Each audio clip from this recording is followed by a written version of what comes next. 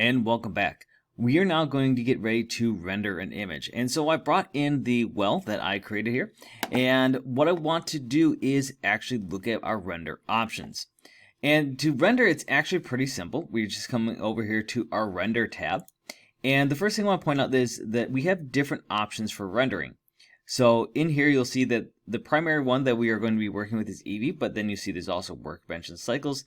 Each of these have different roles, and I'm just going to go to cycles just real quick just to let you see how that might be just a little different. You can see there's a little bit difference in some of the ambience and lighting, but we're going to mostly focus on Eevee. And you can see, again, you can see there's a little bit difference. If I were to arrange my lights in different ways, you can see how that would change.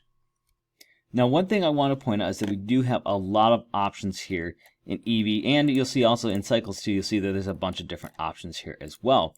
For now, we're not going to worry about what all these different options do. I mean, you're welcome to play around with them, but we don't have as much here yet in our environment to really kind of take full advantage of everything that these engines can do.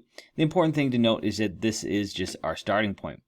From here, if we look at output, which is the next tab down, we can actually start looking at what we want this file to look like.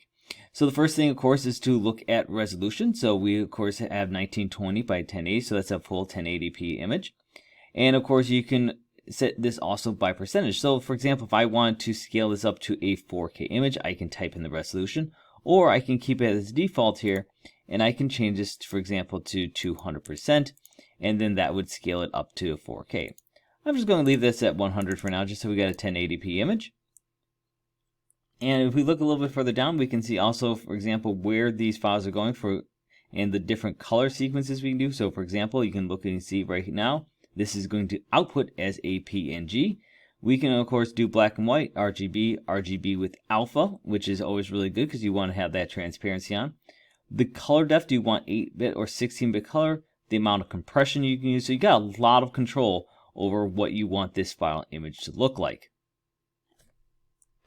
So to actually render out our image, all we need to do is come up here to the render menu. So we just go to render and then render image. And you will see that it quickly renders our animation here that we worked on. And of course, if you have different features, you can come around and play with this to kind of get it. Because you might look at this and say like, oh, this isn't quite what I'm looking for. The nice thing is, remember, we do have our render view here, which does give us kind of a viewpoint of what we want this to look like. For example, if I go into my camera here, and I say, oh, I don't really want this kind of lighting. Maybe I want a little different.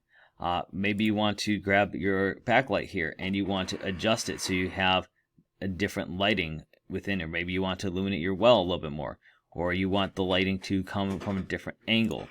So this is a nice way for you just to come and play around with different things and see these here before you actually get to render. So don't forget to use render view. And then, of course, once you're done, we would just go to render image, and you will see, of course, that image there. Now, if for some reason you had rendered this at a different scaling, you may have to scroll to see it. Because, for example, if you did 4K, you might see this zoomed in a little bit, so you may have to zoom out. So let's just see how that looks real quick. I'm just going to go back to my render options here, and I'm going to change this just to 200%, because it's effectively just going to double everything. And then if we view that in the render image, you can see it's a lot larger. It's still the same quality, but one of the nicer things is now when I zoom in, you will see we have less pixelation here from when I zoomed in before. So just one thing to kind of keep in mind there as you're working on this.